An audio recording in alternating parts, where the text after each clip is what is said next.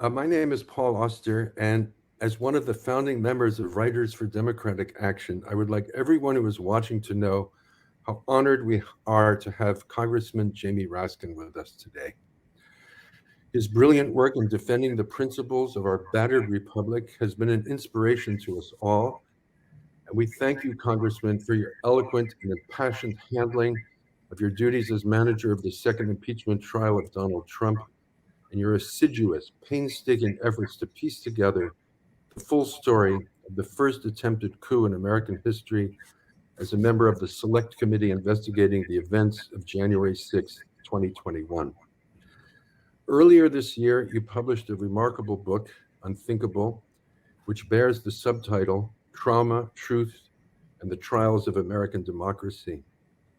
In it, you tell two separate but intertwining stories: the excruciating loss of your son Tommy, a luminous young man who lives on in you still and has pushed you to double down on your commitment to preserving the rule of law in our country, as well as a meticulous, illuminating account of the second impeachment trial.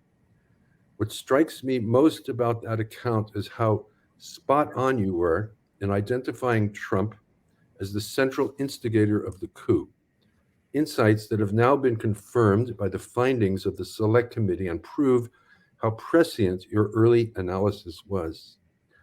Toward the end of the book, you step back from the legislative and cultural conflicts of the immediate present and speculate about the future, and openly express your fears about what lies ahead of us and whether we can or will survive as a democratic republic.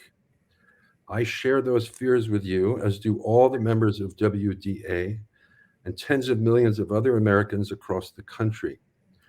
And with the crucial midterm elections fast upon us, which will play a determining role in what happens during and after the 2024 national elections, I thought it might be helpful for us to take a close look at some of the passages in the final pages of Unthinkable and carefully scrutinize their implications.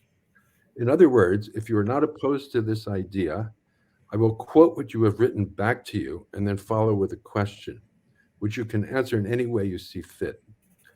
That That is, sounds good. That sounds I fine to mean me. it. I mean it. Feel free to go on for as long as you like. And if the Can first, I just start, Paul, by thanking you for what you guys are doing?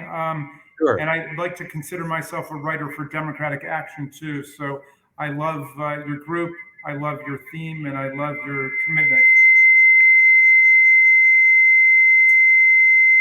Is that my computer? Who knows? Who knows? It's all a That mystery. might be you, Congressman. Maybe if you have any additional tab open, like if you have a tab to the email that you use to get on here, if you could just close out of that, that might help. Okay.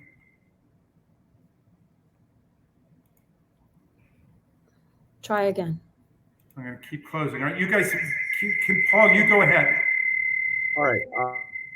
Ted, what I said was if the first answer takes you 20 or 30 or 40 minutes, so much the better. I've chosen 5 passages, but I strongly suspect that we will not get through all of them. If we do, perhaps there will be time left over for you to answer some questions for the audience. And simply, okay, should I begin? Are you ready? It's a good idea. Okay, here's the first passage. I'm quoting you now. All over the world, the bullies and strongmen, the despots and tyrants, the kleptocrats and dictators are on the march, and liberal democracy is under siege. We glimpsed our potential dystopian and authoritarian future on January 6, 2021, a bloody day of sedition, insurrection, and attempted coup that constitutes an action packed advertisement for what government in America could easily become in this century. And then dropping down to the first sentence of the next paragraph, the first and most elemental fight is for the truth. Now I'm going to skip a lot of things that I had written because I All want to right, get right. let me add 2 points here. Okay, one is about what's happening in Brazil. There's an election in Brazil on October 7th. And Bolsonaro is a Trump intimate and ally. And he's modeling himself after Trump. He's attacking the Constitution. He's attacking the Electoral process. He's trying to undermine people's confidence and faith in the election. We need to do everything in our power to support civil society and democracy in Brazil. That's point number one. The second point I want to make is the struggle for democracy is integral to the struggle for freedom. And on this point, I'll just quote Please Abraham forgive me for interrupting, but there has to be another tab open somehow. Julie. Okay, I'll yield back to you, and we'll try to figure out what's going on. Yep. Okay. See if you can close out any open tabs. That one, that close out. Just do that.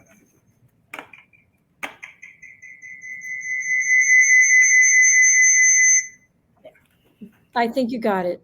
All right. So yeah, the other point I was just going to make was to invoke Lincoln, who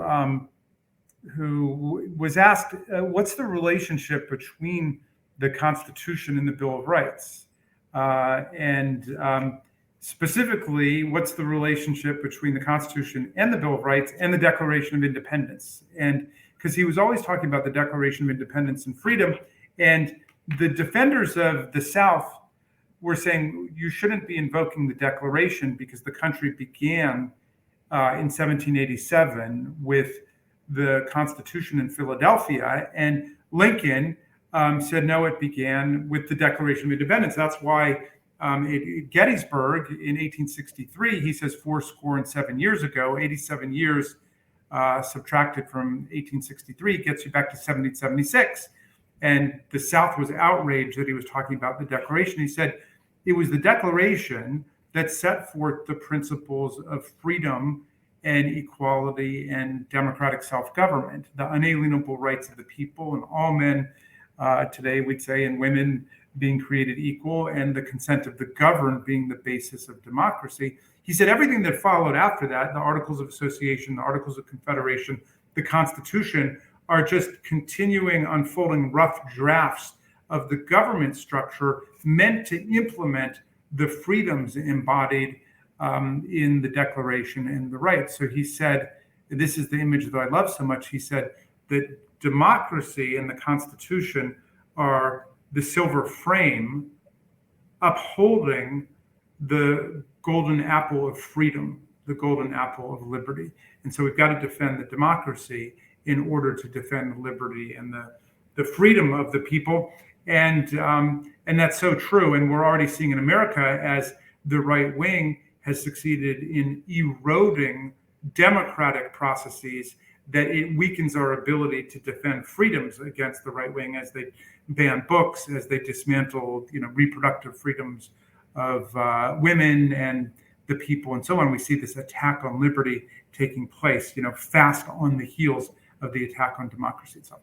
I yield back to you, Paul. Okay.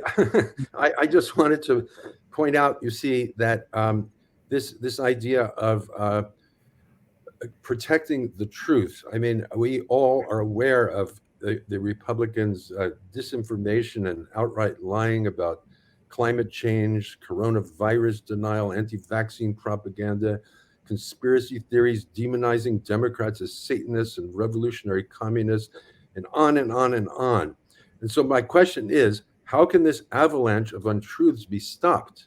And just as important, and this is really important, is to ask you how a democracy can go on functioning without a common ground of rational discourse.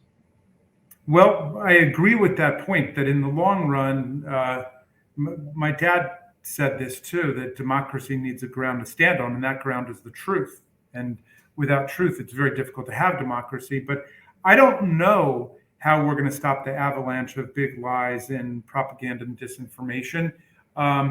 And therefore, we need to create a counter avalanche of truth and organizing and enlightenment and education at the same time that we're doing whatever we can to educate people across the country to use critical thinking skills in digesting information that comes from the internet and that they're receiving from social media. Well, But I from the standpoint of freedom fighters in America, don't sit back and wait for the government somehow to solve this problem by cutting off the flow of propaganda and big lies. We've got to counteract it and go out and organize people around the truth. Oh, I agree. And that's why this group exists. It's just the question of the right seems to be largely unified, and our side, we outnumber them by many millions. Our side is filled with different factions, from moderates to progressives to liberals to far left people, and we tend to disagree a lot about what we actually believe in and how we want to go about it. Finding a common purpose on our side, I think, is probably the most important demand on all of us right now, to bury our small differences and come together on the larger matters that we all agree about. That's right. Well, the overriding and unifying purpose is constitutional democracy itself. And, the only way you defeat fascism, authoritarianism, coups and insurrections and so on, if you look at it historically around the world, is through coalitions of the center left and the center right together. Yes. Which is the importance of Liz Cheney and Adam Kinzinger and Mitt Romney and, the Lincoln Project and the conservatives who are willing to step forward to say, we can disagree later about, the capital gains tax and what rate it can be and so on. Right now, we've got to defend the very premise of constitutional democracy itself. And so we also, the more progressive and liberal forces out there have also got to learn to bite our tongue a little bit and not get into fights about every little thing and not impose bars of political correctness as we're forming a coalition to defend constitutional democracy itself. Right. Okay, I agree. Okay, the next question, a passage, comes from you in the form of a question. It's a very difficult question, but I wonder if in the months since you finished your book, you've come any closer to finding a way to answer it. And here is what you wrote in your book. Will the popular majority be able to govern effectively in the face of political manipulation and violence by Trump's mob? Or will the minority Trump party be able to rule through anti-democratic mechanisms like voter suppression and gerrymandering backed up by political violence? Well, that is the struggle that we're absolutely in. As you were saying before, the pro-democracy forces in the country are a huge majority. Even if you use the political parties themselves as a shorthand for it, and which I think understates the proposition, but still, Hillary beat Trump by 3 million votes. Joe Biden beat him by 7.5 million votes. If you add up everybody who voted for a Democrat or someone else against Trump, were over 12 million votes, the vast majority of the country rejects these authoritarian tactics. But the problem is that our political institutions are obsolescent. They're just decrepit. And, if you look at the amendments we've added to the Constitution since the Bill of Rights, there have been 17 of them. The vast majority are suffrage expanding, democracy deepening amendments, like the 15th Amendment to ban race discrimination in voting, 17th Amendment to shift to popular election of senators from state legislative selection, 19th Amendment women's suffrage, 23rd Amendment giving people in DC the right to participate in presidential elections, 24th Amendment banning poll taxes, 26th Amendment lowering the age to 18. We've got to get back on that democracy growth track. Yes. And that means statehood for Washington, D.C. It means statehood for Puerto Rico. It means a constitutional amendment on the right to vote. So, yeah, I'm very much with John Dewey, who said that the only solution to the ills of democracy is more democracy, because what we're suffering from is the voter suppression and the gerrymandering of our districts and the use of the filibuster to defeat the legislative will of the overwhelming majority of the American people, and the manipulation of the Electoral College to give us 5 popular vote losers as president twice in this century. And the Electoral College is now not just undemocratic and totally irrational in the way that it treats 3/4 of the American people as safe red or safe blue state citizens. An election always comes down to Ohio, Michigan, Florida, a handful of states. But it's also a danger to us, as we saw on January 6th. There are so many nooks and crevices and byways and highways in the Electoral College that a bad faith strategic actor can manipulate those and plant booby traps all over the place that explode on us. Yes. Well, I mean, the last question I had, I mean, I've thrown out my original plan, and That's all right. You can put your original plan back in, or we can go to no, it questions. doesn't matter. It doesn't matter at all, really, because I do want to talk about the Electoral College. Because I know that when you were in, for example, the Maryland State Legislature, you got Maryland to become part of the National Popular Vote Interstate Compact. But still, the numbers are short of what are needed to make it work, and we're still stuck with this antiquated institution that is really, it's given us George W. Bush and Trump in this century, the two of the worst presidents in our history. And do you have any alternative plan or suggestion? Well, Or is the compact still the best idea as far as you're concerned? That was my very first bill that I introduced as a state senator, and Maryland launched it. This was the beginning of it. Yeah. We now have 15 states that have joined, and the critical metric is the number of electors that are in the coalition, and we are already way beyond halfway. We have 15 states. I can't remember the exact number of electors that are included, but we're pressing on 2/3. So unfortunately, it has become a partisan thing like everything else. But Donald Trump originally was a big supporter of national popular vote. He said the way the Electoral College is practiced makes us a laughing stock in the world, and he was attacking it. And then, of course, after the 2016 election, he found all of these hidden virtues in the Electoral College, the way it's done. But I would, urge people to continue to push for the national popular vote plan, which is just an Electoral College agreement among the states, saying that that we will cast, once we get to 270 electors in the coalition, we will all cast our electors not for the winner in our state, but for the winner of the national popular vote. No, I understand that.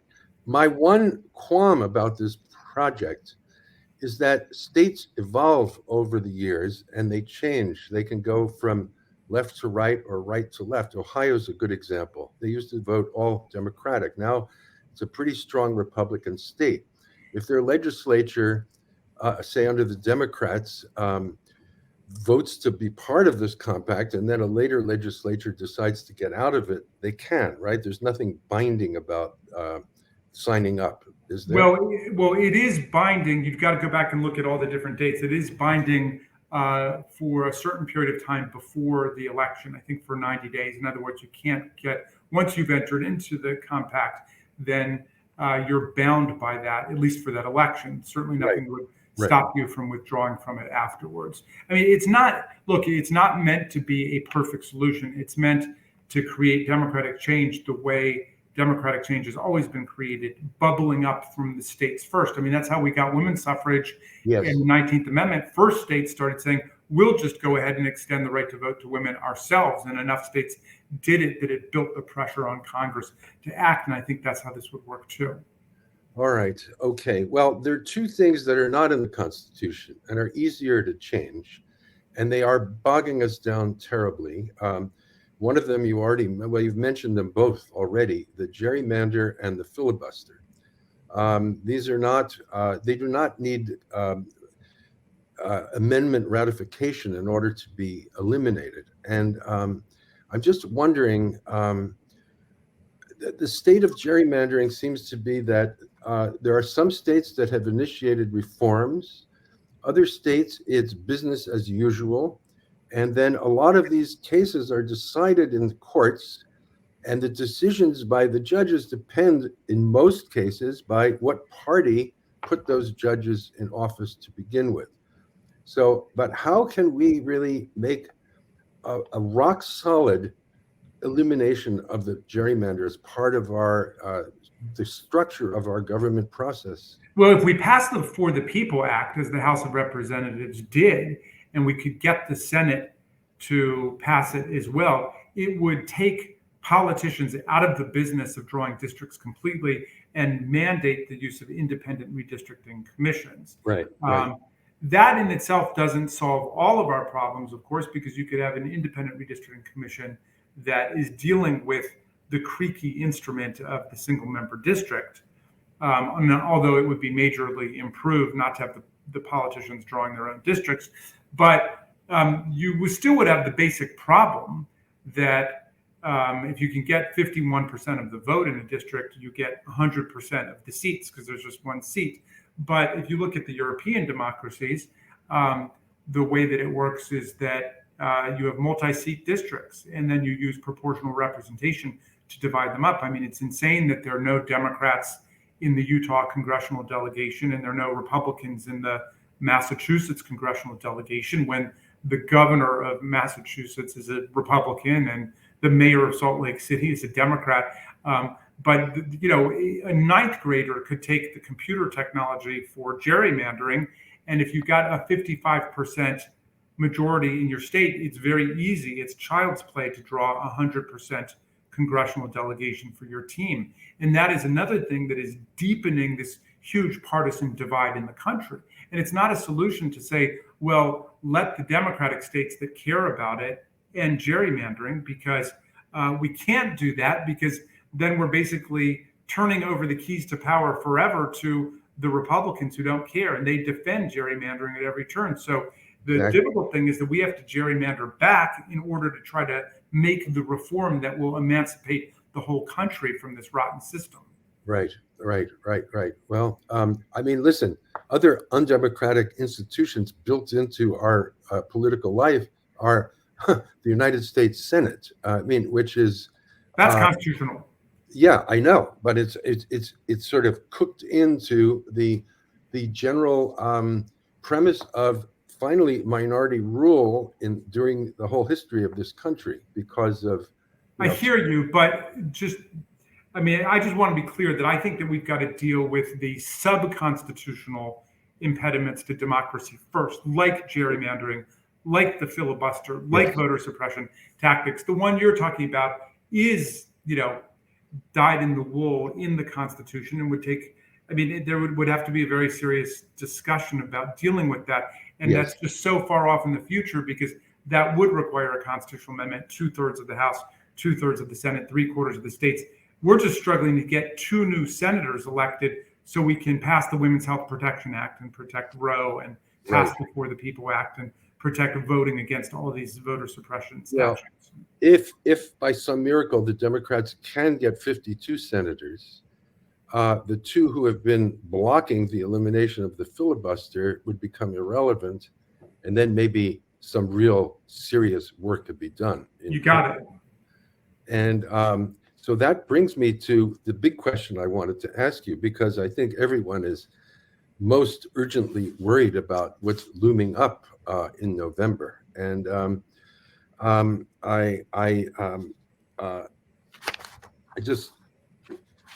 what's happened, I think, is that, or what has not happened during the first half of the Biden administration, is that the Democratic Party's failure to eliminate the filibuster, to pass the voting rights bills that are so important to shoring up our democracy, for the long haul, and also to stand together on the Build Back Better package, which I think is the most progressive package of reforms to American life since the New Deal. And I think it would make a big difference in the climate of the country, and help alleviate a lot of the stress that Americans are living under day to day, the grinding uncertainties of not having enough money to pay for things.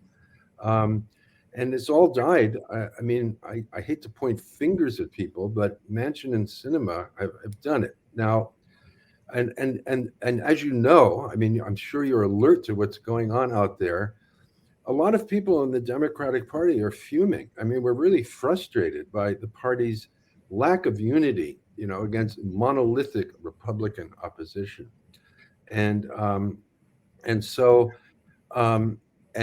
the press is, having a great time, portraying Biden as a floundering, unpopular president. Everyone's saying how bleak the prospects for 2022 are.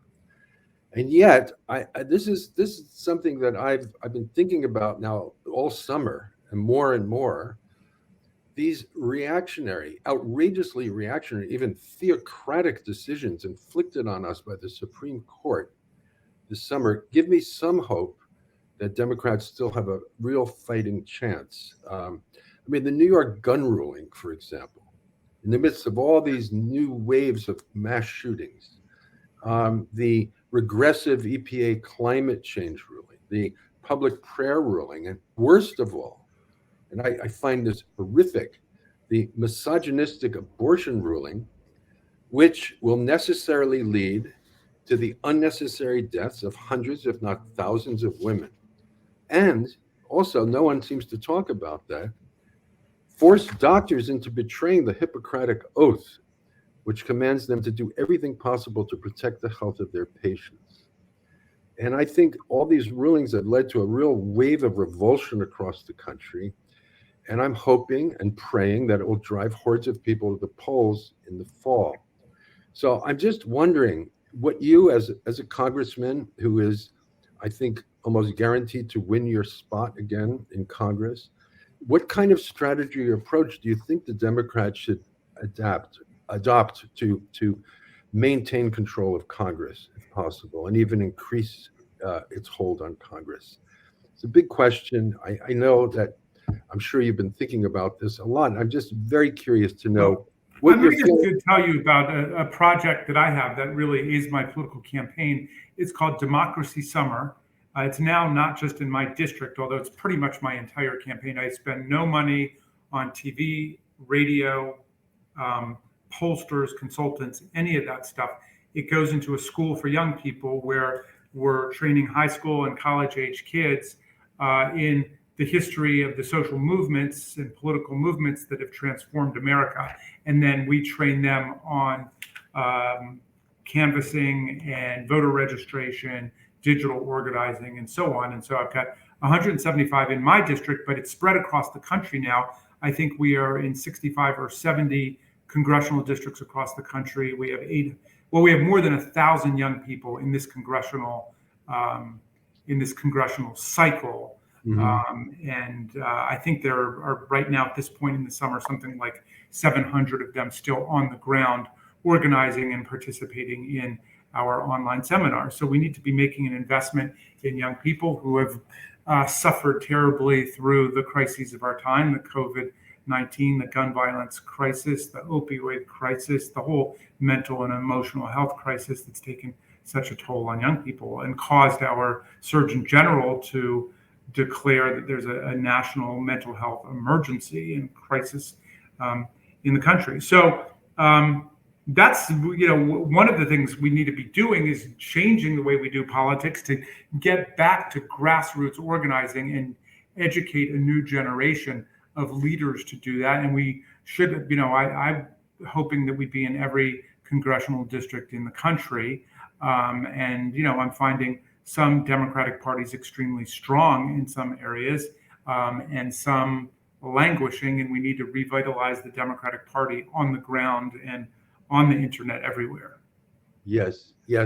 But with only a few months left before the election, I mean, what election strategies do you think the Democrats need to present to the public in order to? Well, when I talk to my colleagues who are from swing districts in North Carolina or Virginia or Michigan, and I've been going out to campaign for colleagues in different parts of the country, we're seeing a dramatic turnaround in electoral fortunes after the Supreme Court's assault on women's rights in the Dobbs case. A lot of them were down 5 or 6 points in the polls, but when inflation was at its peak, the GOP was just blasting Biden about it. But now they are up 4 or 5 points as we are standing strong for the freedom and the rights of the people against the Republican Party and their gerrymandered Supreme Court, which they've packed with these Federalist Society flunkies.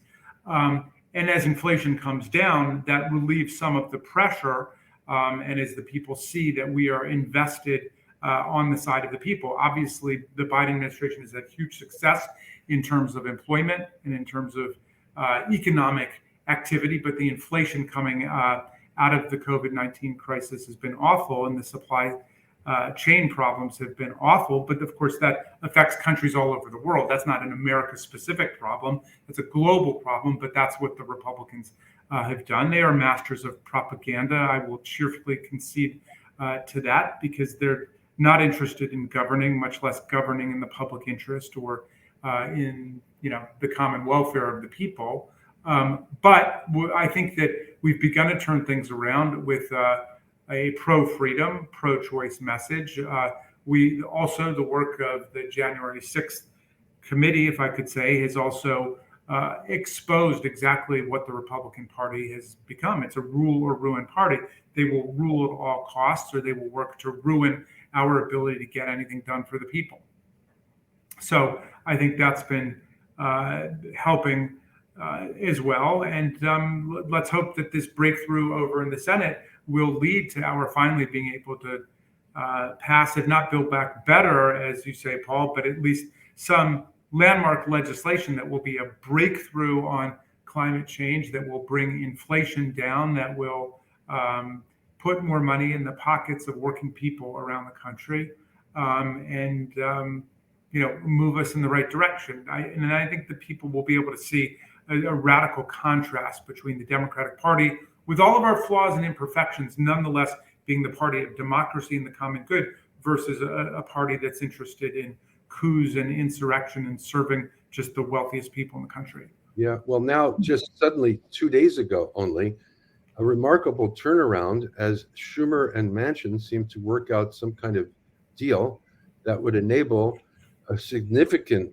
chunk of the legislation to be revived, and let's hope it passes. And I think that will have some effect on the election as well, if it does go through. I'm hoping. I'm still hoping for child care provisions and all kinds of other things that were talked about earlier and were on the table.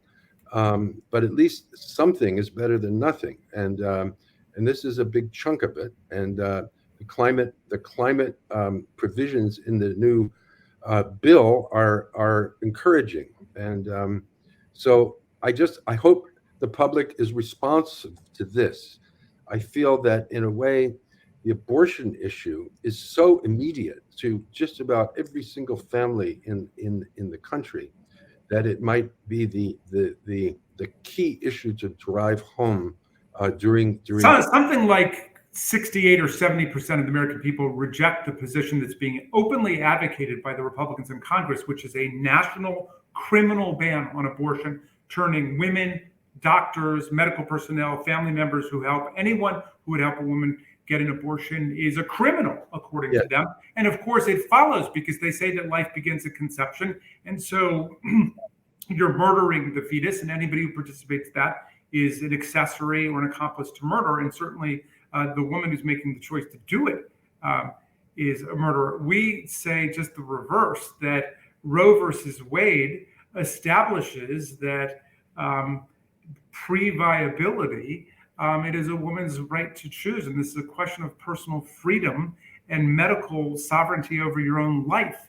And do you want Jim Jordan and Matt Gaetz and perjury traitor Queen deciding who is going to have babies and who not, and what the punishment are going to be for women who exercise what was a constitutional right for more than a half century?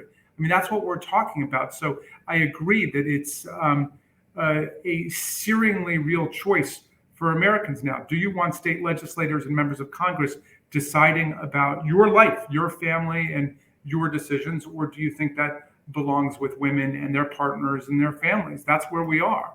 Yeah.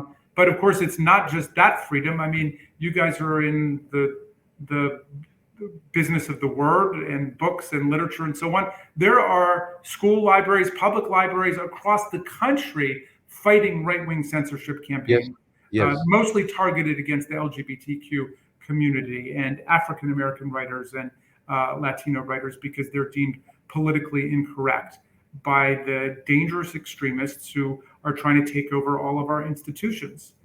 And, they have no respect for the First Amendment. And Yeah. you were mentioning the Supreme Court decision, which now says that school systems cannot keep their own employees from calling for religious prayer at football games and inviting, the coaches inviting the students to participate in that. I mean, it's just so appalling. The Supreme Court had it right back in 1962 in Engel versus Vitale, where it struck down the practice of officials in public schools conducting prayers. Of course, I have colleagues who get up on the floor all the time and say that was the downfall of America when the Supreme Court banned prayer in the public schools. But I'd like to say the Supreme Court never banned prayer in the public schools.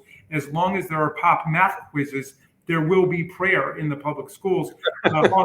All that the Supreme Court said is that school officials, principals, and teachers cannot compel students to participate in religious prayers in schools and use their authority to try to conscript students to do it.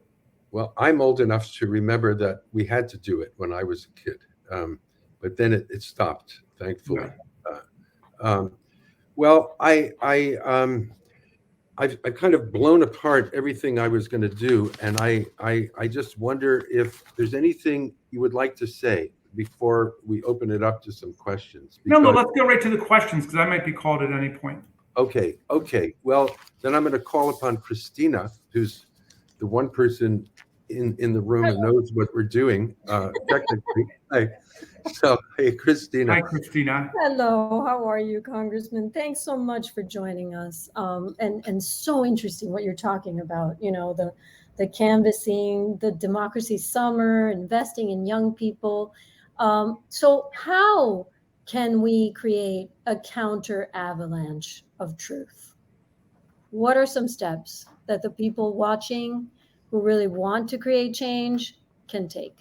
Well, I believe in what you guys do for a living. I believe in the writers. I believe in the artists. I believe in the comedians. I believe in the actors and the directors. And we need an absolute profusion of literary and artistic creativity about freedom and democracy being under attack by the dangerous extremists on the right wing today.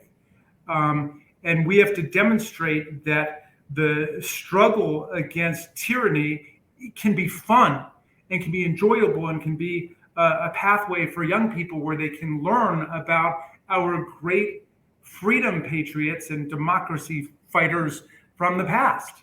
So we need to connect with the suffragettes and the civil rights movement and the women's movement and the LGBTQ movement and the environmental movement, the labor movement, the human rights movement, the peace movement. Like, bring that alive for people and let the young people know that they have a history and lift people out of this depression that we're in. There's so much despondency across the country. And, my dad used to say, when everything looks hopeless, you're the hope. So be the hope and go out and give people hope and make it fun to fight fascists, because that's the business that we're in now. It's serious business, but it can also be educational. It can be enlightening and it can be entertaining. I was on the Colbert Show this week, and I enjoy what he's doing. I really do. I think it's so important to mock them and make fun of them for the absurdity and the ridiculousness of their project of dragging us back into the racism and the fascism and the anti-Semitism and the authoritarianism of the last century. Yeah, the operative word, I think, is fun. Because yes, there's so much seriousness, and there has to be, because it's a serious matter, but the whole idea of having fun is really just wonderful. So this is related, and I think you've already answered it, but just in case, what can we as writers do to counter disinformation and encourage voter participation? Well, I always get energized when I go out to swing districts. Like, I was just in Virginia with my friend Abigail Spanberger or Jennifer Wexton. Go out there. It's time for the progressives to abandon the whole culture of political correctness. Get rid of that. Replace PC political correctness with PC political courage.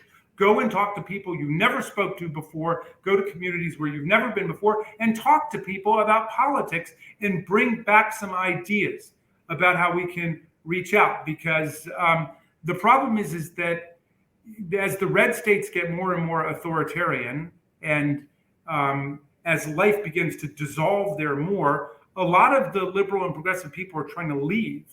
But we're not going to be able to take back America if everybody moves to Berkeley and Brooklyn because of American federalism that Paul was talking about. We got 50 states here. So you wake up in California, there are 42 million people, but you got 2 senators, and there are 20 states that have the same population, but they got 40 senators. So that's built into the process here. So, I spoke to some students at GW, I think it was, the other day, and they said they were desperate about what was happening. What should they do? I said, I'll give you the advice I give to the little kids in soccer. Don't bunch. Not everybody needs to move to DuPont Circle.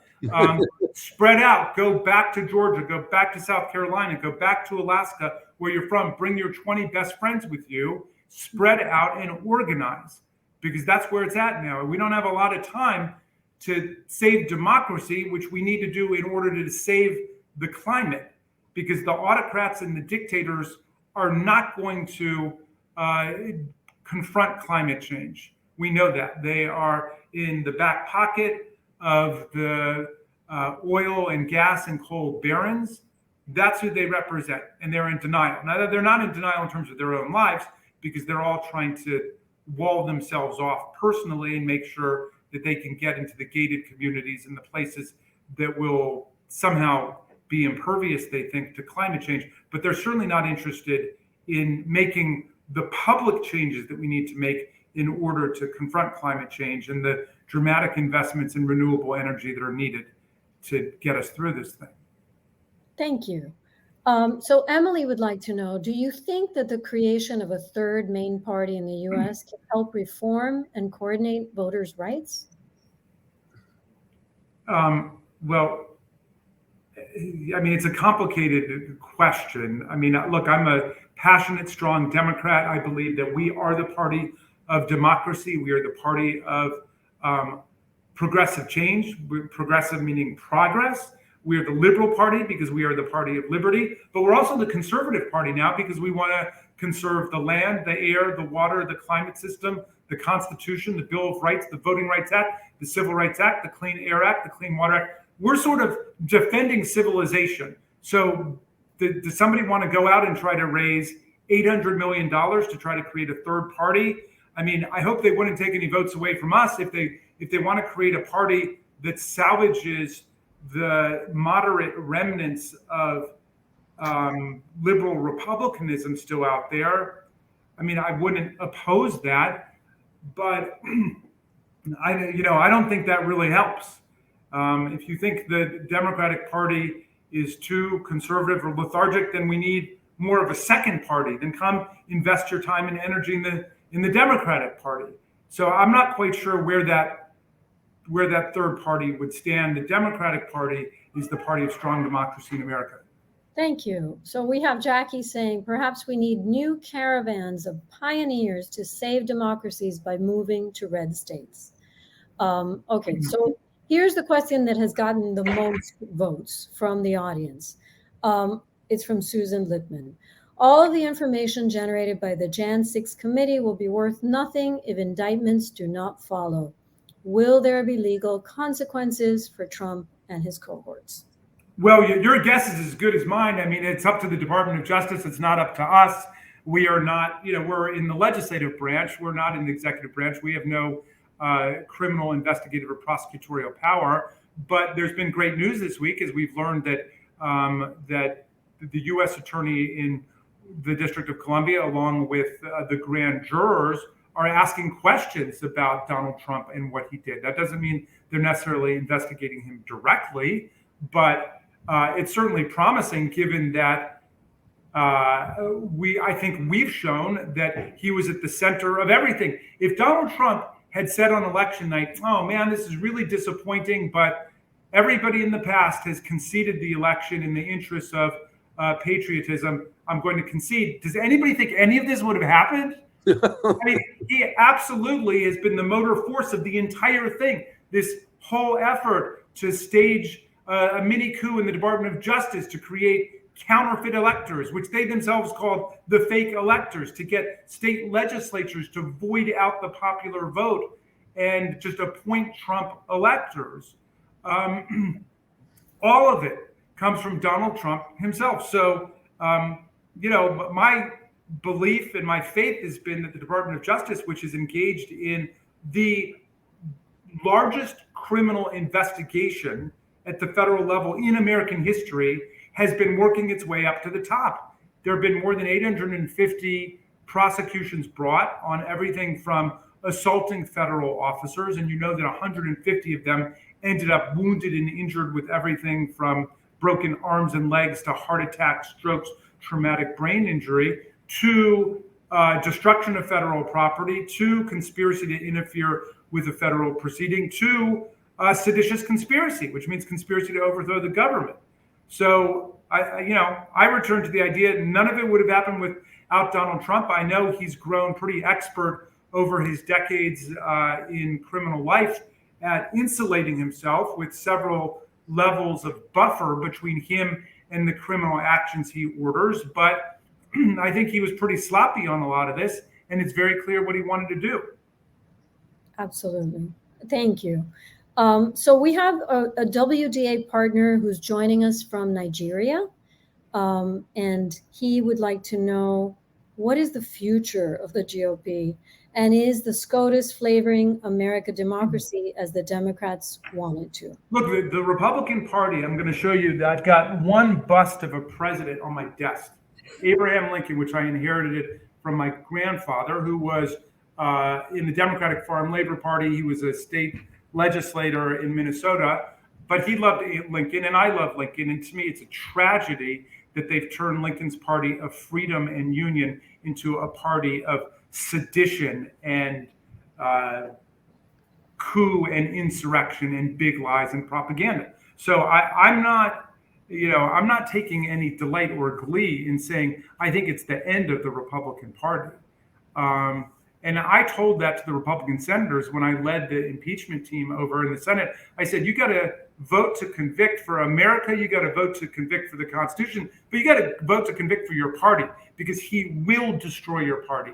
And he's in the process of destroying their party as he makes the big lie a litmus test for his support. And it operates like a religious cult, not like a mass political party. It operates like a religious cult, which is why they're trying to, banish Liz Cheney and Adam Kinzinger and Mitt Romney and others who have defected from the orthodoxy of Donald Trump. And I've told my Republican colleagues, when all of this is over, you will be fit only for sleeping on a basement floor, listening to tapes of Donald Trump all night, and then selling flowers and incense at Dulles Airport. They have absolutely destroyed their own critical thinking skills. So from Suzanne, how can writers help you with your grassroots effort? I think you've answered this somewhat, but is there something specific that we can do, that writers can do? Well, but I hadn't thought of that. Thank you for that kind question. I would say each of you, I don't know where everybody lives. I know you're across the country, but you've got to be writing reports about what's taking place on the ground, and go and listen to what's happening in the school board meetings, what's happening in the local Republican precinct meetings, because it's a total madness as I understand it. And then talk about the organizing on the other side. But people need to know. I mean, it's not like we got that many newspapers left in America, So do some reportage and some writing about what's taking place on the ground. Go and use your skills to talk to the young people about the fundamental importance of registering to vote and getting involved. Thank you. So let's do one more. For those who haven't read your book, would you describe for us some of the qualities of your remarkable late son that inspire you? Well, you got to read the book, and I'm not saying that to sell the book, because I can send you, if you want, a free audio copy or go to the library. But I mean, the truth was, when I turned my book in, it was 900 pages, not 450 pages. And my editor said, you've really written two books here. And one is a biography of your son, and the other is the story of those 45 days that included losing Tommy on the last day of 2020, December 31, and then 1 week later, the violent insurrection in the Capitol, where my daughter Tabitha and my son-in-law Hank, who's married to another daughter, an older daughter, overtook the Capitol and drove us out. And then a week after that, we impeached Trump. And so I told the story of those days, but the editor said, we want the second book. And it was very painful to hear because I thought that Tommy would be lost in it. But fortunately, I hear from people all the time who say they really do get a very good sense of Tommy and who he was from the book. But I mean, he was a poet, he was a playwright, he was a second-year student at Harvard Law School. He was a great champion of human rights. He hated war and the military-industrial complex. He was a great champion of animal rights and animal welfare. He was a vegan who converted more people to not eating meat than anybody I ever met, including me. He just had a great love for humanity. He was a magical person. And this week I've been reflecting for some different reasons about how it's not just this staggering private loss to us, but it's really a terrible loss to our country and really to the world that we're without time. Congressman, I just wanted to say, as a reader of the book, he comes through, blazingly comes through, even if it's truncated. It's very, very powerful. And I think one comes away from your book having a very good sense of who he was and what he... I appreciate that. Thank you, Paul. Yeah. Thank you. Well, you have been incredibly generous with your time. There are many more questions here, but I think that we should probably let you go soon, maybe. All right. Well, look, you guys are my people. I am a writer. I'd like to think of myself as a writer. I know it's not my main thing, but my mother was a writer, a novelist, a journalist. My dad was an intellectual, but he wrote a lot of books. And so I am in great solidarity with everything you guys are doing. If you send me an email or a note or whatever, I'll put you on my list and you'll never be lonely again. And feel free to be in touch with me, okay? We love that. Thank you so much. And yes, you can count on the support of all of the independent bookstores that are involved in this presentation, for sure. So thank you for sharing all of your remarkable suggestions, ideas, your energy, and we're incredibly grateful. Paul, would you like to say a few final words to close the program? Or yes, I want to thank you as well. As you know, this event was going to be conducted by Alex Kesar. I think the one mutual friend we have in the world. Alex and I went to high school together. We've known each other forever. And when he told me he was a friend of yours, I thought, well, let's get the two of you together and talk. And then Alex we had the schedule got screwed up. Everything got changed. Alex was unavailable. So I was brought in off the bench to pinch hit, but I'm very glad I was. I'm so glad to have met you. I can't tell you how much I admire what you're doing and how important you are to me and everyone, I'm sure, who's watching this event. So thank you. Keep up the good work. We're rooting for you. We're rooting for the country, and we'll see what happens. And stay tuned. Well, that means a lot to me. Thank you for filling in, Paul, and send my love to the great Alex Kesar and Christine. Thank you, and thanks to everybody who's writing in. I wish I didn't have to go vote right now because I would sit there and answer everybody's message. But I'm sending you my love and solidarity. thank you so much. Stay close. Good afternoon, everyone. Have a good